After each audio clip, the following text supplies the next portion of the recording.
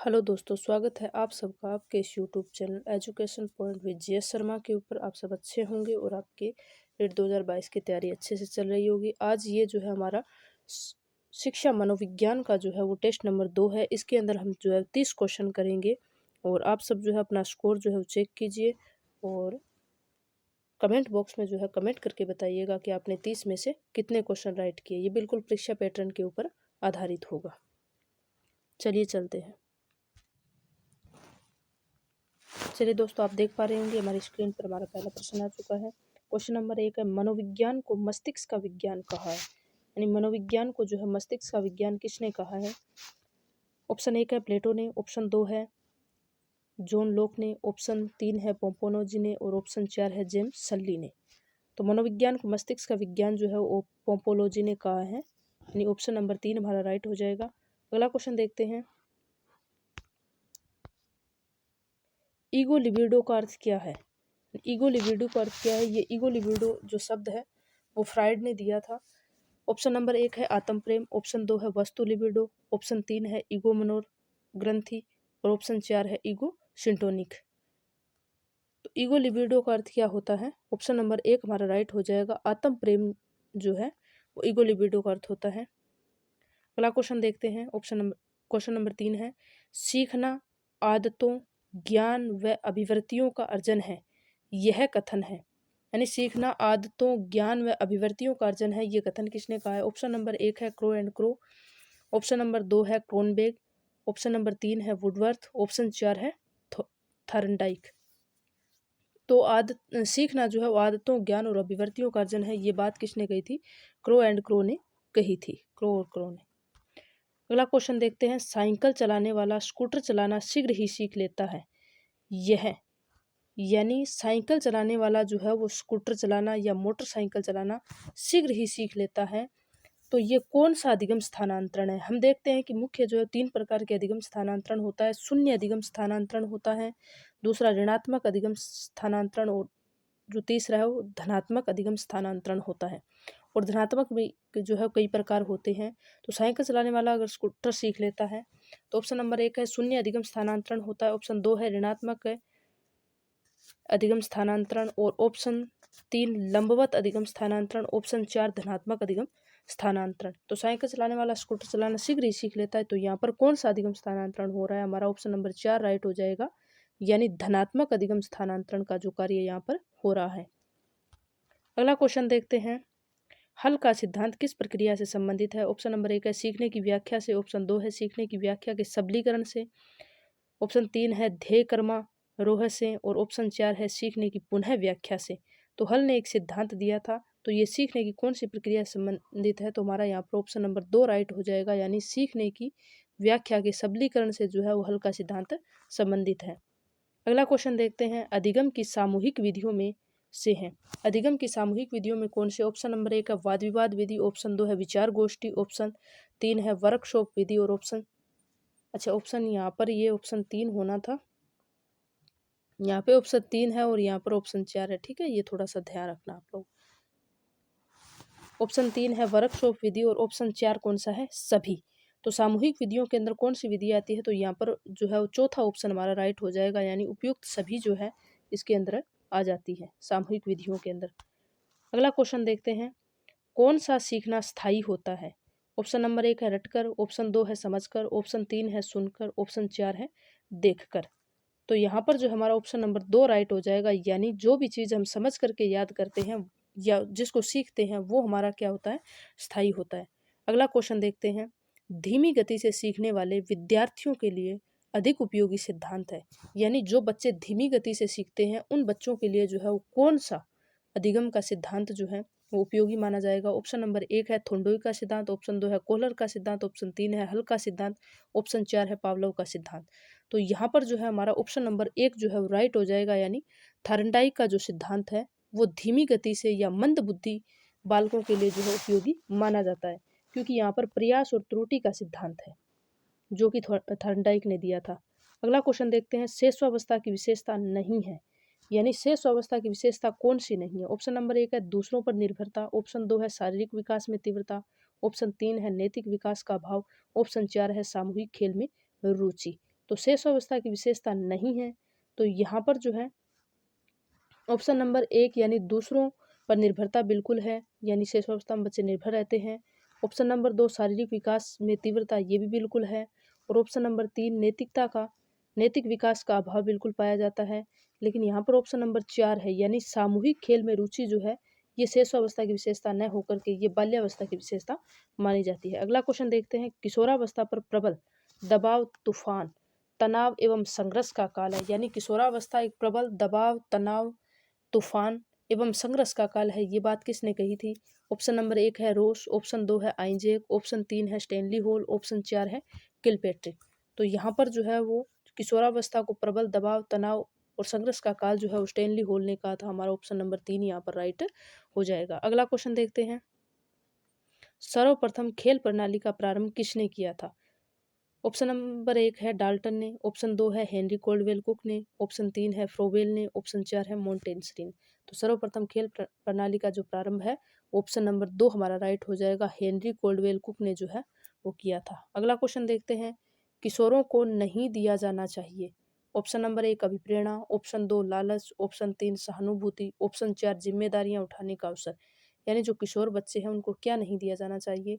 तो यहाँ पर हमारा ऑप्शन नंबर जो है वो 2 राइट हो जाएगा कि लालच जो है वो कभी भी किशोरों को नहीं दिया जाना चाहिए, या अभिप्रेरणा, सहानुभूति और जिम्मेदारियां उठाने का अवसर बिल्कुल देना चाहिए। अगला क्वेश्चन देखते हैं, विकास के संबंध में कौन सा कथन सही है? यानी विकास के संबंध में कौन सा कथन सही है? ऑप्शन नंबर 1 है यह एक सतत प्रक्रिया है, ऑप्शन 2 यह परिवर्तनों का प्रगतिशील क्रम है, ऑप्शन 3 यह जन्म पूर्व अवस्था में भी होता है, और ऑप्शन 4 उपयुक्त सभी। तो विकास के संबंध में कौन सा कथन सही है? तो यानी विकास एक सतत प्रक्रिया होती है, बिल्कुल ये निरंतर चलता रहता है। यह परिवर्तनों का प्रगतिशील क्रम है, यानी विकास के अंदर जो है वो अनेक प्रकार के परिवर्तन आते रहते हैं, और जन्म पूर्व अवस्था में भी होता है, यानी गर्भावस्था के अंदर भी जो है विकास चलता रहता है। तो यहाँ पर हमारा ऑप्शन नंबर 4 राइट हो जाएगा, यानी उपयुक्त सभी हो जाएगा। अगला क्वेश्चन है, अंतर्मुखी बालक होते हैं, यानी अंतर्मुखी बालक कौन से होते हैं?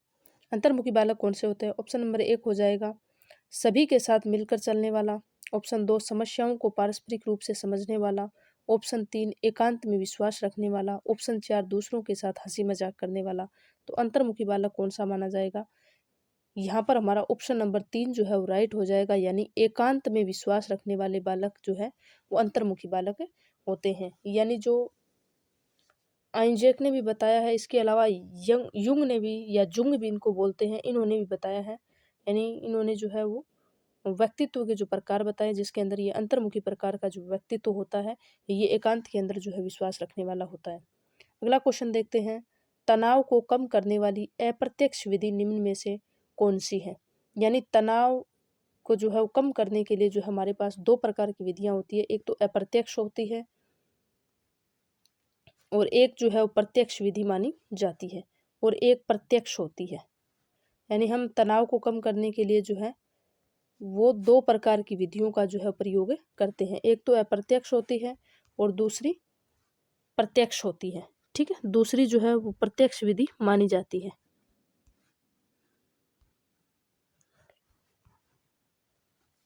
तो इसके अंदर जो है वो ऑप्शन नंबर 1 हो जाएगा आत्मीकरण, ऑप्शन 2 लक्ष्यों का प्रतिस्थापन, ऑप्शन 3 बाधा का निवारण, ऑप्शन 4 निर्णय। यानी तनाव को कम करने की अप्रत्यक्ष विधि जो है निम्न में से कौन सी है? तो यहाँ पर हमारा ऑप्शन नंबर जो है 1 राइट हो जाएगा, आत्मीकरण। ठीक है, यानी लक्ष्यों का प्रतिस्थापन और बाधा का निवारण और निर्णय ये जो है ये प्रत्यक्ष विधियों के अंतर्गत आ जाती है। अगला क्वेश्चन देखते हैं, समायोजन करने वाले व्यक्ति का लक्षण है, यानी जो व्यक्ति समायोजन कर लेता है वो कौन सा व्यक्ति होता है? ऑप्शन नंबर 1 संतुलन, ऑप्शन 2 संतुष्ट एवं सुख, ऑप्शन 3 समाज के अन्य व्यक्तियों का, यानी समाज के अन्य व्यक्तियों का अभाव। ठीक है, यहाँ पर अभाव हो जाएगा, थोड़ा सा टाइपिंग मिस्टेक हो गया। ठीक है,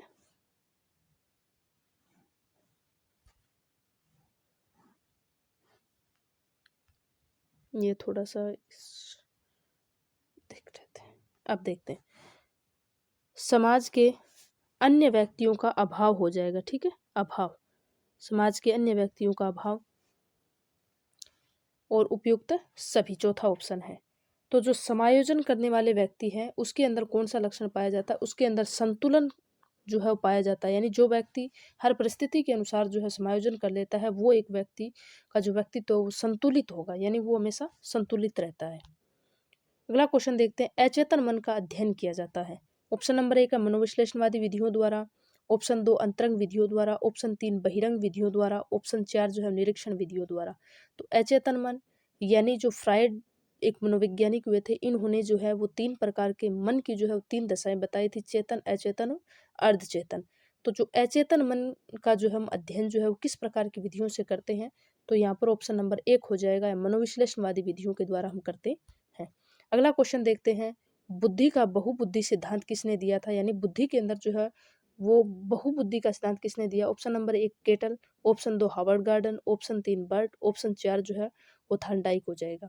तो यहाँ पर जो हमारा ऑप्शन नंबर जो है वो 2 राइट हो जाएगा, यानी हावर्ड गार्डन ने जो है बहुबुद्धि का सिद्धांत दिया था। बहुकारक या बहुतत्व का सिद्धांत थॉर्नडाइक ने दिया था।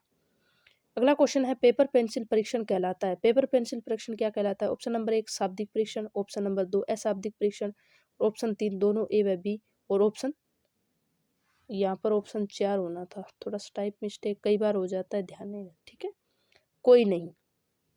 तो पेपर पेंसिल परीक्षण जो है वो शाब्दिक परीक्षण की श्रेणी के अंदर आता है, ऑप्शन नंबर 1 हमारा राइट हो जाएगा।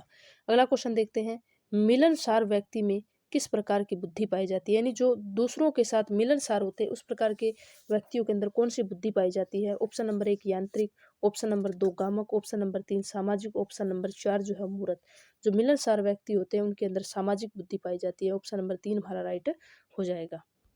अगला क्वेश्चन देखते हैं, जड़ बालकों की बुद्धि लब्धि होती है, यानी जो जड़ बालक होते हैं उनकी बुद्धि लब्धि क्या होती है। यहाँ पर जो है ऑप्शन नंबर 1 हो जाएगा 70 से कम, ऑप्शन नंबर 2 25 से कम, ऑप्शन नंबर 3 25 से 50 तक, ऑप्शन नंबर 4 80 से 90 तक। तो जो जड़ बुद्धि बच्चे होते हैं उनकी जो है बुद्धि लब्धि कौन सी होती है, 25 से कम जो है वो बुद्धि लब्धि वाले बच्चे जो है वो जड़ बालक कहलाते हैं।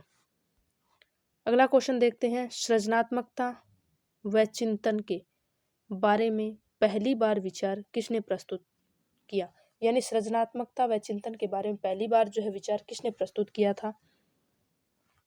Option number 1 Guilford, option number 2 Skinner, option number 3 Pavlov, option number 4 कोई नहीं।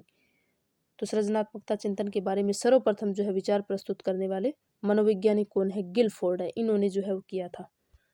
अगला क्वेश्चन देखते हैं, बाकर मेहंदी के शाब्दिक परीक्षण से सृजनात्मकता के किन घटकों का मापन होता है, यानी जो बाकर मेहंदी ने जो है वो शाब्दिक परीक्षण दिया था, इससे किस प्रकार के घटनों का जो है ये सृजनात्मकता के अंदर दिया था। तो घटकों का मापन होता है, ऑप्शन नंबर 1 है प्रवाह, ऑप्शन नंबर 2 विविधता, ऑप्शन नंबर 3 मौलिकता, और ऑप्शन नंबर 4 हो जाएगा सभी। तो बाकर मेहंदी ने जो शाब्दिक परीक्षण दिया था इसमें सृजनात्मकता घटक प्रवाह भी था, विविधता भी था, और मौलिकता, इन सब का जो है इसके अंदर किया जाता है, यानी ऑप्शन नंबर 4 हमारा राइट हो जाएगा। अगला क्वेश्चन देखते हैं, अधिगम का सर्वोत्तम राजमार्ग अभिप्रेरणा ये कथन किसका है, यानी अधिगम का जो है वो सर्वोत्तम राजमार्ग अभिप्रेरणा को किसने माना है। तो ऑप्शन नंबर 1 है जेम्स टेबट ने, ऑप्शन 2 थॉमसन ने, option 3 Skinner, option number 4 Burt. तो अधिगम का सर्वोत्तम राजमार्ग अभिप्रेरणा है, ये बात कौन कहते हैं, स्किनर कहते हैं। अगला क्वेश्चन देखते हैं, सुधार स्कूल स्थापित किए गए, यानी सुधार स्कूल या इसको हम बाल गृह भी कहते हैं, ठीक है, यानी सुधार स्कूल कह दो या बाल गृह कह दो, ये जो है ये किस प्रकार के बच्चों के लिए स्थापित किए गए हैं। ऑप्शन नंबर 1 समस्यात्मक बालकों के लिए, ऑप्शन नंबर 2 बाल अपराधियों के लिए, ऑप्शन नंबर 3 प्रतिभाशाली बालकों के लिए, ऑप्शन नंबर 4 कोई नहीं। तो ये जो है ये अपराधी बालकों, ऑप्शन नंबर 2 हमारा राइट हो जाएगा। जो सुधार स्कूल है वो अपराधी बालकों के लिए जो है वो स्थापित किए गए हैं। अगला क्वेश्चन देखते हैं, बालक में बुरी आदतों को विकसित होने का मुख्य कारण क्या है, यानी एक बालक है उसके अंदर बुरी आदत क्यों विकसित होती है, किस कारण से होती है। ऑप्शन नंबर 1 है एकांकीपन, ऑप्शन नंबर 2 है सामाजिक तुष्टीकरण, ऑप्शन नंबर 3 है पारिवारिक झगड़े, ऑप्शन नंबर 4 है उपरोक्त सभी।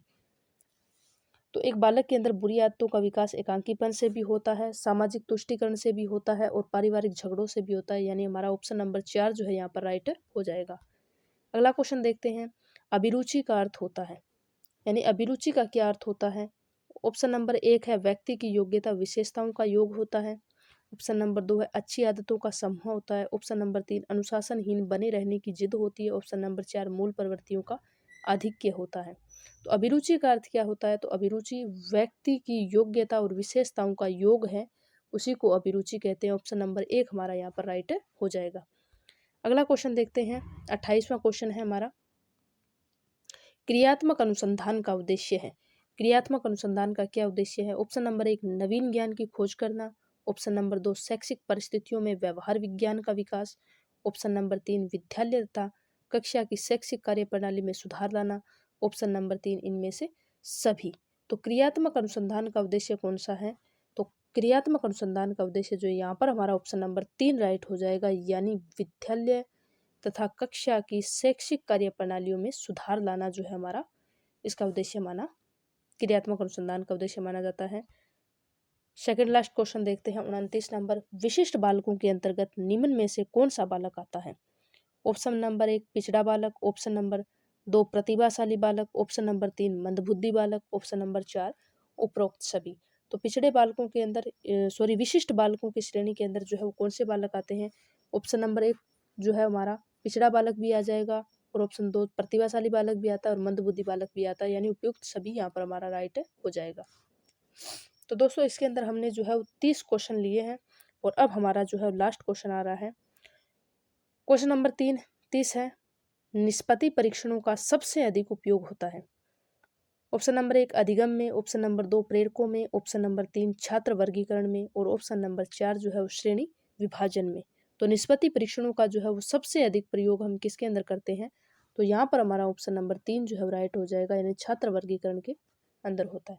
अच्छा दोस्तों, तो अब हमारे जो है 30 क्वेश्चन कंप्लीट हो चुके हैं, और आप सब जो है अपना स्कोर जो है वो कमेंट बॉक्स में जरूर लिख के बताइएगा कि आपने 30 में से कितने क्वेश्चन सही किए हैं।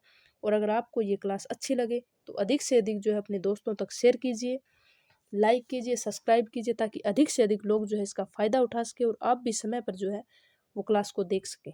धन्यवाद दोस्तों।